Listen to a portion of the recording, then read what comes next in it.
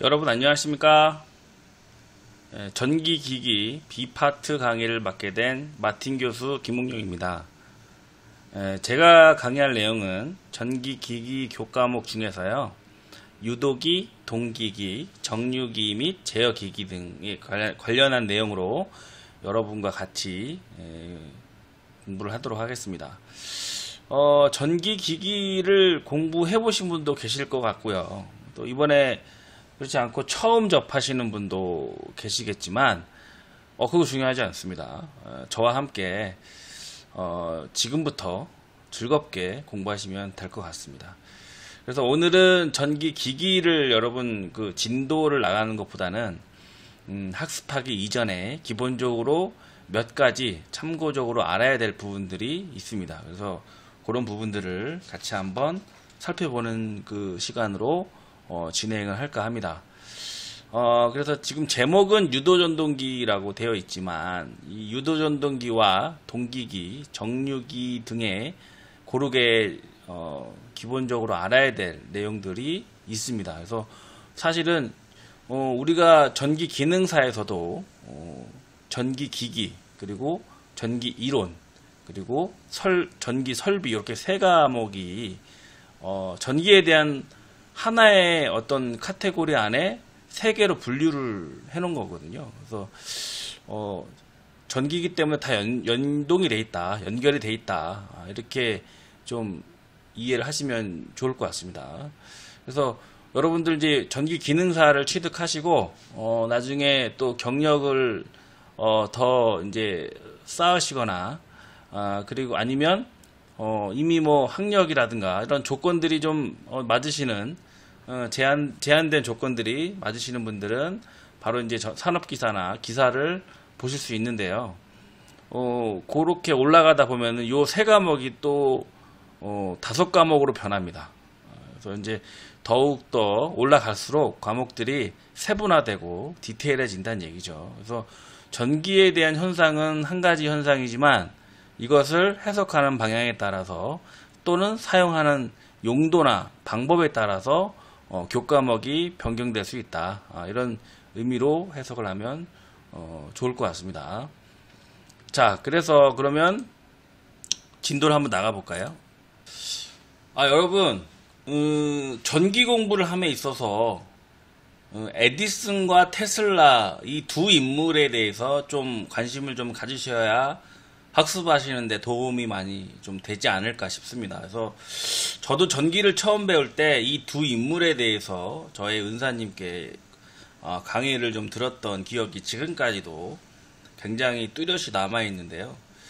이 에디슨과 테슬라의 역량이 없었으면 어떠한 이런 대립구도와 이런 히스토리가 없었다면 우리나라가 뿐만 아니라 세계의 전기라는 어떤 인프라가 생기는데 많은 지각 변동이 있지 않았을까라는 생각이 듭니다. 그래서 이 두 인물에 대한 연구를 좀 통해서 기본적인 우리가 알아야 될 내용을 좀 연결지어서 한번 생각을 해보겠습니다. 그래서 에디슨과 테슬라에 대해서 본 강의를 준비하면서 제가 몇 가지 자료를 좀 준비한 게 있어서 같이 한번 제가 이제 대독이죠, 대독 한번 읽어드릴게요.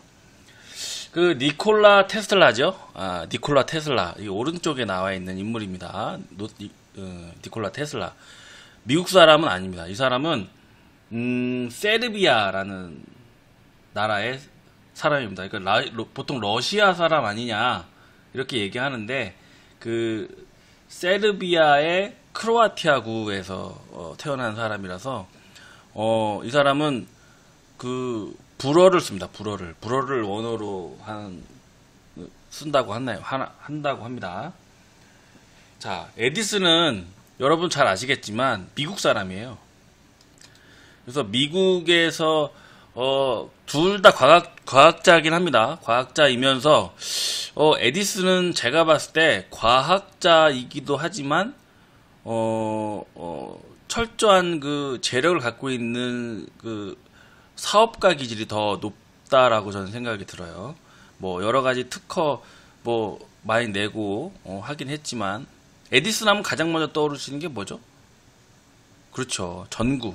그죠? 필라멘트가 들어있는 전구를 개발하고 전기의 처음 도입을 에디슨이라는 이 인물이 보급을 시켜서 확산을 시키죠. 근데 자, 그래서 이 니콜라 테슬라에 대한 얘기로 다시 돌아가서 이때의 세르비아라는 나라는 러시아의 통치 아래에 있어서 사람들이 이제 세르비아 사람이라고 얘기하는, 러시아 사람이라고 얘기를 하곤 하는데 정확하게 얘기하면 세르비아의 사람이다 이렇게 이야기할 수 있고요. 그 전에는 이 세르비아가 이제 유고 연방이라는 그러니까 2차 대전, 1차 대전, 2차 대전으로 굉장히 혼란시 돼 있던 그 전국이었기 때문에 국명이 뭐 몇 년 못 가고 바뀌고 뭐 이런 뭐 과도적인 역동기였기 때문에 그런 것 같습니다. 그래서 이제 테슬라는 러시아인도 세르비아인도 아니고 크로아티아인도 미국인도 아니 되는 셈이 되죠. 그래서 테슬라는 세르비아 크로아티아 구에서 리카시 스밀리안이라는 작은 마을에서 그 아버지가 목사예요. 목사의 5째 막내로 태어납니다. 그리고 그라츠 공대와 프라하 대학에서 수학, 물리학, 기계학 등을 공부합니다. 참 들어도 좀 따분한 학문이긴 합니다. 근데 이런 것들을 천재들은 재밌다라는 표현을 쓰죠.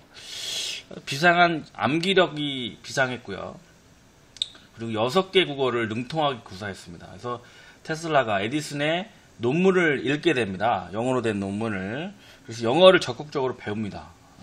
배워서 부다페스트와 파리에서 전기 기사로 일을 하다가 1884년 미국 뉴욕으로 넘어갑니다. 에디슨을 만나기 위해서. 그래서 에디슨을 그냥 막 찾아간 거예요. 그래서 찾아가서 함께 일하고 싶다 했는데 이런저런 내용을 면접 아닌 면접을 보게 된 거죠. 그래서 에디슨의 눈에 굉장히 눈에 들었고 그래서 같이 일을 하게 됩니다. 같이 일을 해서 한참 일을 하게 되고요.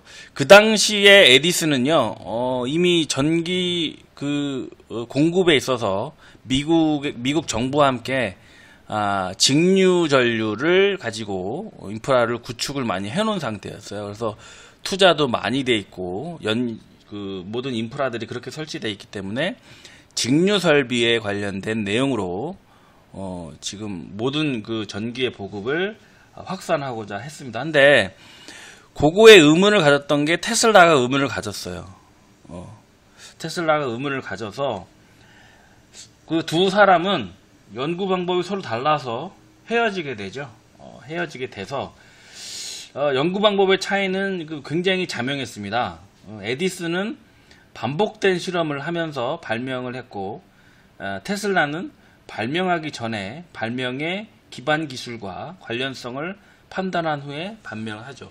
이런 의미로 봤을 때는 테슬라가 학자에 더 가깝지 않겠냐. 에디슨은 이런 것보다는 돈이 될 수 있는 빨리빨리 사회화 시켜서 사업화 시킬 수 있는 것을 더 찾았다라는 것을 알 수 있게 됩니다. 그리고 또 에디슨은 계속해서 직류를 고집할 수밖에 없었겠죠. 투자한 게 있기 때문에. 테슬라는 직류의 한계를 알고 교류를 주장했습니다. 그래서 둘은 헤어지고 교류 시스템의 특허를 웨스팅하우스라는 회사를 맡아서 팔아버리고 어느 누구의 발명 방법이 옳다는 것은 없습니다. 그래서 에디슨은 발명의 왕이다 라는 칭송을 듣지만 테슬라는 자작밀도의 단위로 그것도 전문가들이나 알고 있는 사람 수준이었는데 자 에디슨 테슬라가 갑자기 요새 부각이 된 이유가 영화화 됐어요. 이 두 사람의 이런 실화에 대한 기반으로. 그래서 그 영화가 개봉이 작년에 됐나요? 올해인가요? 그래서 저는 아직 보지는 못했습니다만. 그래서 그 영화로 인해서 많이 알려지게 됐어요. 그래서 그렇게 돼 있습니다. 그래서 이제 테슬라는 교류에 대한 것을 계속 연구를 했고요. 에디슨은 직류와 관련된 내용으로 접근을 계속 했죠.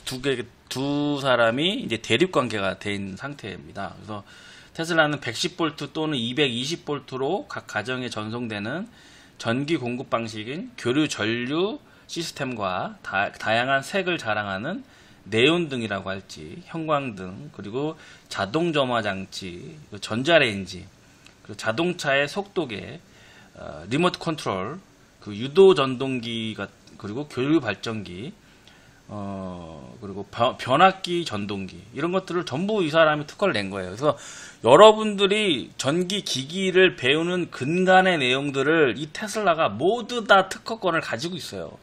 어마어마하지 않습니까, 이 사람? 이 사람이 없었으면 우리나라뿐만 아니라 전 세계가 전력을 어떻게 이렇게 전력망을 구축해서 공급을 받을 수 있겠냐라는 거죠.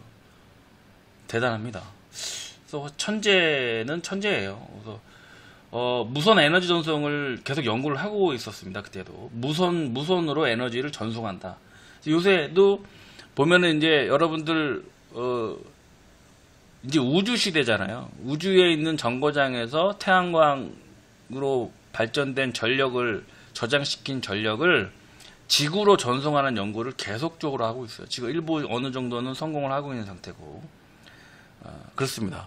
그래서 이 테슬라는 세계 최초로 나이아가라 폭포의 교류 발전소를 책임지고 설치를 하게 됩니다. 가히 천재라는 말을 들을 수밖에 없었고요. 그래서 이제 이 테슬라는 800여 개의 발명 특허권을 남겨놓고 1943년에 사망을 하게 됩니다. 뭐 간략하게 이제 두 사람에 대한 역대기를 좀 말씀을 드렸는데, 왜 이런 얘기를 하냐면, 여러분들 직류와 교류에 대해서 왜 에디슨이 망할 수밖에 없었는지, 또 테슬라가 성공할 수밖에 없었는지에 대한 그 이유를 한번 같이 한번 확인해 보도록 하겠습니다. 그래서 직류와 교류는 DC라는 표현을 쓰죠. 다이렉트 커런트의 약자죠. 여기 보시면. 자, 그래서 파형을 보면 시간 대비의 전압과 전류에 대한 그 대비 그래프를 보면은 일정하게 이렇게 나타나게 됩니다. 파형이 없어요. 직류는. 근데 요 놈은, 자, 특징을 한번 같이 보겠습니다. 특징을 보면, 특징에서 주파수가 없다. 파형이 없다는 얘기가 주파수가 없다는 얘기죠. 전력 손실이 없다. 이게 무슨 말입니까? RLC. 그죠? RLC라는 것이 없다란 얘기예요. 자, 잠시 후에 같이 보고요. 그리고 장거리 송전선로에 굉장히 유리하다. 이렇게 되어 있습니다. 자, 위의 회로를 같이 볼까요? 내가 전기를 직류로 발전을 했습니다. 발전을 해서 DC 100V를 여러분들 DC 100V를 이렇게 생산을 했어요. 근데 목적지를 조금 이제 생산하고 필요에 의해서 가정까지 이렇게 선로를 설치하게 되겠죠. 선로를 설치해서 전력을 보냅니다. 보내면 이 선로에는 선로 저항이라는 것이 있기 때문에 내가 100V를 보내면 어느 정도 보냈을 때 100V가 도달하지 않고 이런 식으로 95V가 도달하고, 내가 원하는 목적지에는 90V가 도착한다. 10%에 대한 손실이 발생이 된다라는 거예요. 이거는 직류든 교류든 마찬가지예요. 전기의 에너지를 보내기 위해서는 필요학적으로 설비에 대한 부분들이 들어가기 때문에 이 설비들로 하여금 이런 오차 범위가 생길 수밖에 없다. 그래서 100V를 보내면 내가 목적으로 하는데 90V밖에 도착하지 않는다. 10%에 대한 손실이 생긴다. 그렇기 때문에, 근데 이거는 지금 직류잖아요. 직류기 때문에 R 성분도, L 성분도, C 성분도 없어요. R은요, 저항에 대한 성분이고요. L은 코일에 대한 성분, C는 콘덴서에 대한 성분이에요. 이 성분들이 없어요, 선로에. 그렇기 때문에 이런 성분이 없어서 전력 손실이 없기 때문에 장거리 송전에 매우 유리합니다. 멀리 보낼 때 좋아요. 그렇지만 이 선로 저항에 대한 부분들은 발생이 되기 때문에 이런 것들에 대한 고민이 크다. 그렇게 되면 어떻게 됩니까, 여러분? 내가 100m 보낼 거면은 별 차이가 없어요. 요걸 조금 이거 출력 보내는 전압을 높이더라도. 근데 내가 생산한 건 어디에서 생산해요?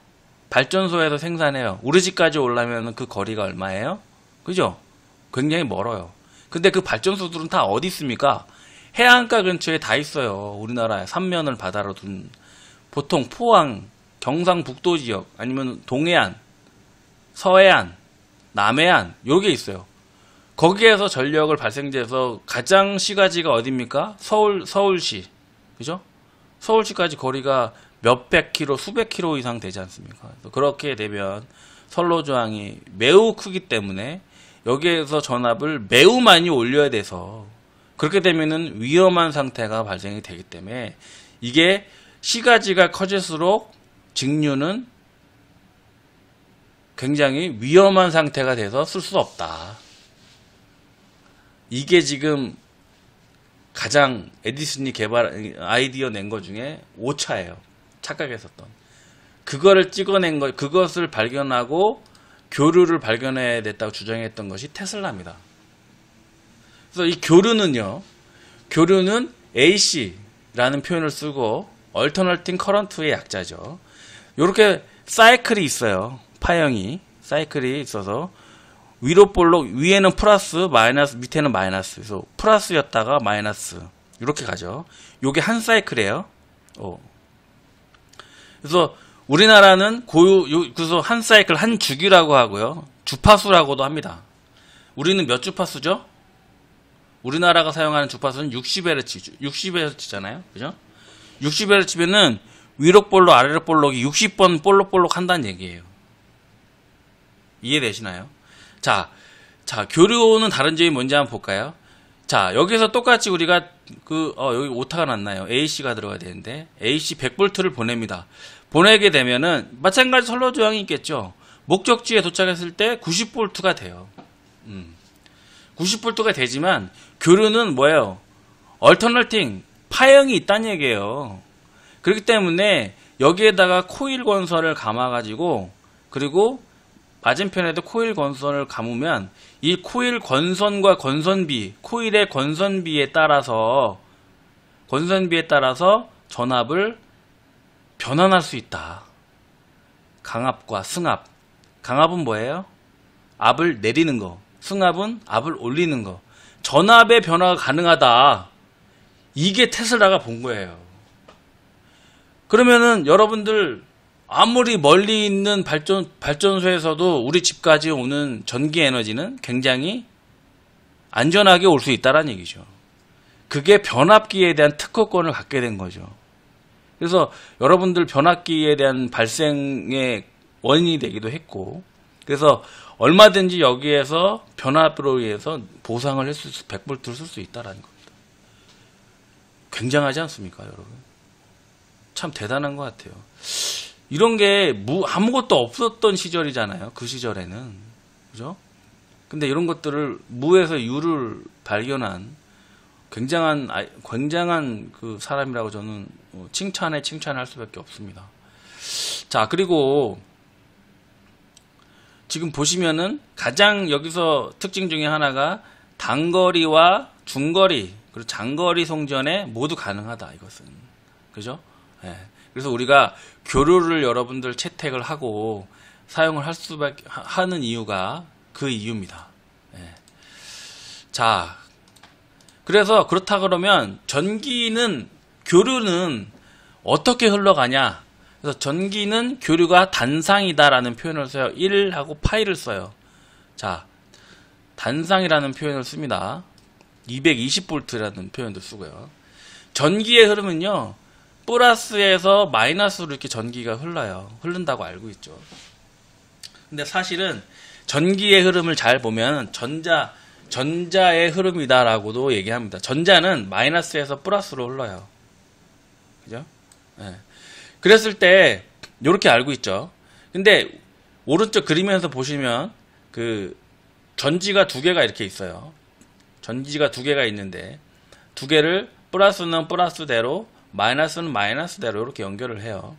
근데 전지의 전압을 보니까 12V가 앞에 있는 전지는 12V, 뒤에 있는 전지는 8V로 돼 있어요. 이렇게 되면 두 개 연결됐을 때 어떤 현상이 일어나냐? 어떤 현상이 일어나냐? 자, 12V에서 8V로 얼마큼 차이가 나죠? 4V의 차이가 납니다. 4V 차이만큼 이쪽으로 4V 차이만큼 이쪽으로 보내겠죠. 4V 차이만큼 보내서 돌아오겠죠. 항상 전기는 나가는 데가 있으면 들어오는 데가 있어야 돼요. 그래서 전압이 12V에서 8V로 흐른다라는 표현을 쓸 수 있겠네요. 그렇죠? 그럼 여기서 이렇게 흘러요. 그죠? 결국 뭐예요? 전압이 높은 쪽에서 낮은 쪽으로 흐른다. 이렇게 이야기할 수 있겠네요. 네, 맞습니다. 오른쪽에 보시면 더 쉽게 보여드리기 위해서 제가 물통 두 개를 준비했어요. 그래서 한쪽에는 물통을 굉장히 많이 담겨 있고요. 오른쪽에는 왼쪽보다 더 작은 위치에 물을 담아놨어요. 이랬을 경우에 중간에 여기와 같이 이렇게 호수를 연결했을 때 과연 어떤 현상이 일어나겠느냐, 그죠? 어떤 현상이 일어나겠습니까? 이 물 위치가 높기 때문에 이쪽으로 흐른다, 이렇게 이해할 수 있겠나요? 그죠? 언제까지? 이 물 위치와 이 물 위치가 똑같을 때까지. 이해되십니까? 마찬가지예요. 이게 전기의 흐름이 이 물 흐름과 굉장히 유사합니다. 그래서 12V가 8V와 똑같아지는 지점이 1V, 2V 보내면 10V 되고 2V 나가지고 10V가 되겠네요. 그죠? 그럼 10V로 될 때까지 흐르는 거죠. 이 물 흐름과 같이. 그죠? 네, 이해되시죠? 자, 이것을 이제는 물통을 아래와 같이 배치를 했습니다. 아래와 같이. 이제 이건 파형에 대한 의미인데, 개념인데요. 자, 요게 이제 여기가 표면이고요. 표면에다가 B 물통을 놓고, 그죠? 그리고 A 물통을 표면에서 조금 올려서 이렇게 위치해 놨어요. 그리고 마찬가지로 물통을 연결을 시킵니다. 그래서 A와 B에 연결을 시키면 어떤 현상이 일어난다? A에서 B로 물이 흐르게 된다. 그죠? 그죠? 왜? 위에 물 위치가 높기 때문에. 그죠? 근데 A를 잠시 후 밑으로 다시 이렇게 내립니다. 내렸을 때 똑같이 요 연결 상태는 그대로 두고요. 이랬을 때는 어떻게 되죠? B에서 A로 물이 흐른다. 그죠? 위치 에너지, 물통의 위치에 따라서도 물이 낮은 쪽으로, 높은 데에서 낮은 쪽으로 흐른다라는 겁니다.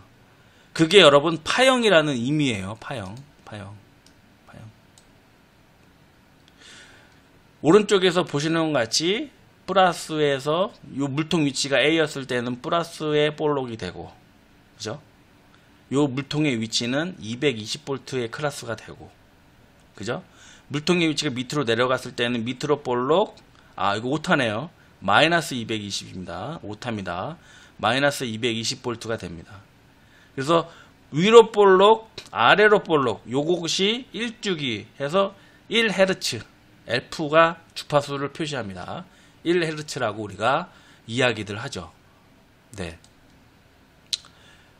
자, 다음을 보시면 교류 3상, 아까는 단상이었어요. 1상, 상이 하나, 3상, 상이 3개란 얘기예요. 상이 3개일 경우에 파형은 어떻게 됩니까? 그래프 제가 파형을 한번 찍어봤어요. 찍었을 때 이게 0인 기준에서 위쪽이 플러스, 밑에가 마이너스가 되죠. 여기서 출발하면, 자, 첫 번째 파형은 위로 볼록하고 아래로 볼록 이렇게 갔어요. 근데 두 번째 파형을 보니까 요 시점에서 이미 밑으로 마이너스로 볼록 돼서 올라왔다가 다시 위로 볼록 이렇게 되네요. 그죠? 그리고 세 번째는 0자리에서 이미 위로 볼록이 되어 있는 상태에서 아래로 볼록 갔다가 위로 볼록 이렇게 돼요. 결국 상이 하나, 둘, 셋, 그래서 3상 이렇게 얘기하는 거예요.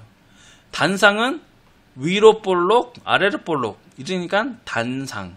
파형이 하나란 얘기죠. 네. 그래서 3상에서는 380V를 얻을 수가 있고요. 위상차를 우리가 각도를 재보니까 A 파형과 1번 파형과 2번 파형을 재보니까 120도, 2번 파형과 3번 파형을 재보니까 120도, 3번과 다시 1번을 재니까 120도. 아, 이것은 120도 각도로 파형이 형성이 되는구나. 그렇죠? 네. 자, 밑에 보시면, 여기에 그림을 한번 보세요, 여기. 보시면은, 여러분, 분전함을 여시면은, 지금, 그림을, 비슷한 그림을 보실 수 있겠죠. 자, 이 그림에서 보시면 메인 차단기고요.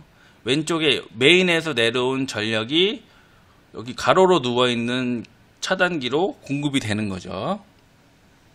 서브입니다, 서브. 자, 그래서 메인에서 상이 하나, 상이 또 둘, 상이 셋, 흑, 적, 청. 그죠?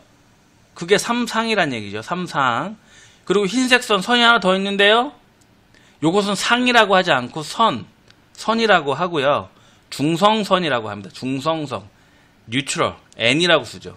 보통. 그래서 우리가 명칭을 할 때 흑, 적, 청, 백 일 경우에 RSTN 이렇게 쓰기도 하고요. ABCN 이렇게 쓰기 정해진 건 없어요. 우리가 통상적으로 현장에서 RSTN이라고 통칭해서 쓰지만 그거를 법적으로 규정한 건 아닙니다. 편리에 의해서 쓴 거예요. 뭐 XYZ, VA, VB, VC 이렇게 쓸 수도 있어요. 자, 그래서 요 상과 상의 전압이 380V란 얘기죠. 그래서 지금 연결된 거 보면 상 하나하고 요 선이 연결되어 있고 요 차단기에 그 다음에 어디서 연결됐나요? 자, 이 뉴트럴 N에서 연결되어 있죠. 아, 상과 뉴트럴 선을 연결하면 여기 전압이 220V가 나온다. 이 얘기예요.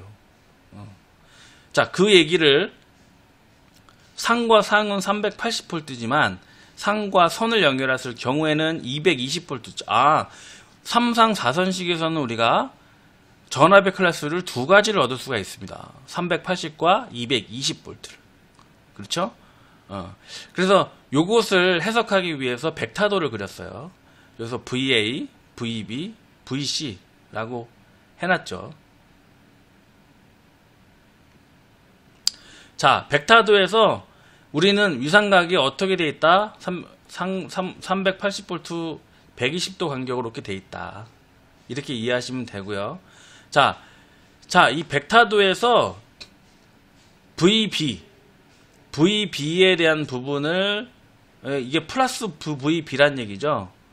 안쪽으로 이렇게 들어가게 되면은 반대쪽이 되면은 마이너스 VB로 그릴 수가 있고요.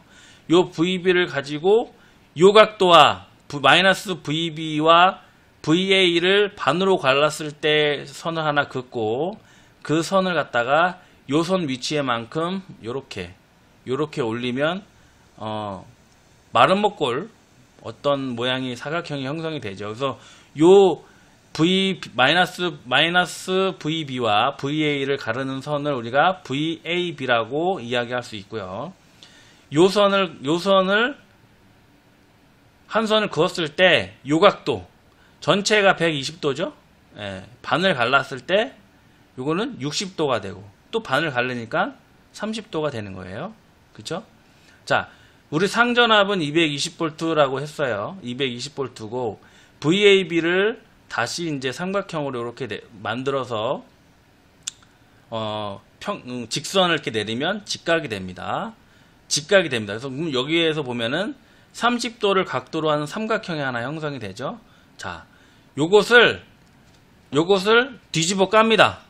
아래와 같이 요 모양을 그대로 내려와서 이 빨간 면이 여기 오게 되는 거죠. 여기 까만 면이 위로 올라가고 파란 면이 여기가 됩니다. 그래서 삼각형이 직삼각형이 이렇게 되네요. 삼각형. 그래서 삼각형이 보면 여기가 220이라는 숫자고 30도가 이 세타 값이 30도가 되죠. 자, 삼각형이 나타나면 우리는 무엇을 할 수 있다? 삼각함수를 할 수 있다. 그래서 1대 2대 루트 3이라는 거를 우리가 알 수 있죠. 그죠?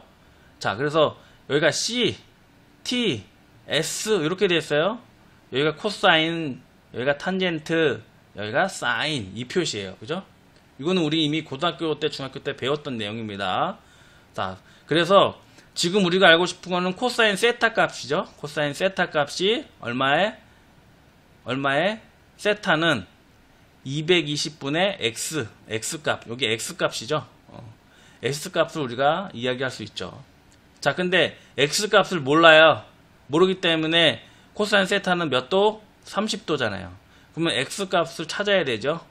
그래서 220이 올라오고 코사인 30도가 됩니다. 그래서 요거를 풀면 220 곱하기 코사인 30도는 2분의 루트 3. 2분의 루트 3. 빗변분의 밑변. 그죠? 요 값이 나와요. 그죠? 자, 요 값을 만들어 놓고 우리가 알고 싶은 거는 VAB의 값이죠. VAB의 값은 2x라고 할 수 있어요. 2x. 그죠? 2x잖아요. 2x. 그러면 x 값은 우리가 구했잖아요. 220 곱하기 2분의 루트 3.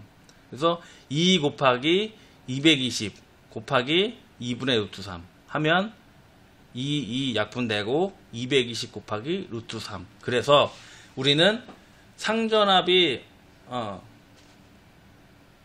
220V일 때 왜 루트 3배가 돼서 385가 되는지를 증명할 수 있습니다. 그렇죠? 그래서 상전압은 220V 그리고 선전압은 380V가 되는 겁니다. 두 가지 전압을 우리가 이렇게 확인할 수가 있다. 여러분 이해가 좀 되시나요? 이해가 안 되시면 영상을 2번, 3번 계속 여러분 보시면 도움이 되실 것 같아요. 자, 이러한 내용을 기반으로 해서 다음은 전기기기 분류를 잠깐 볼 거예요. 전기기기 분류를 보면 총 우리가 챕터가 5개죠. 직류기, 변압기, 유도기, 동기기, 정류기와 제어기기. 그죠? 자, 직류기는 직류 발전기와 직류 전동기의 합성어입니다. 직류기. 그죠? 그래서 DC, 다이렉트 커런트, 직류 전원을 사용해서 발생을 하거나 사용을 하게 되고요. 그리고 두 번째로 나오는 변압기, 트랜스포머라고 해서 TR이라고 합니다. 이거는 교류에서 사용하죠. AC, Alternative Current. 그리고 유도기, 교류 전동기인데요. 원래 교류 발전기들인데 많이 쓰지 않기 때문에 보통 교류 전동기를 많이 씁니다. 그래서 IM이라고 쓰고 인덕션 모터의 약자입니다. 교류 전원을 당연히 쓰죠. 자, 그리고 동기기는 교류 발전기와 교류 전동기를 합쳐서 동기기라고 하는데 Synchronous Machine 해서 SM이라고 합니다. 그래서 AC를 사용하고요. 마지막으로 정류기와 제어기기는 반도체에 대한 내용이다. 이렇게 이야기할 수 있고요. 자, 그리고 직류기와 유도기, 동기기 이 세 가지 파란색으로 표시한 이 세 가지는 우리가 회전기라고도 합니다. 회전기라고 표현을 하고, 그리고 변압기와 정류기 제어기는 정지되어 있어요. 돌아가는 모터나 전동기나 이런 것들이 없죠. 그래서 정지기라고 우리가 이야기를 해서 분류를 할 수 있습니다. 간단하게 이제 오늘 수업은 이렇게 수업 전에 워밍업처럼 좀 내용을 좀 학습을 했고요. 이 내용을 좀 아시고 다음 챕터에 들어가는 차시에 들어간 내용을 접근을 하셔야 조금 이해가 좀 빠르게 이해가 될 수 있을 것 같다는 생각이 듭니다. 자, 오늘 수업은 여기서 마무리하겠고요. 다음 시간에 저는 대면으로 뵙고 싶은데 비대면으로 뵙더라도 동영상 강의는 제가 계속 올릴 겁니다. 그래서 동영상으로 뵐 수 있도록 하겠습니다. 여러분 감사합니다.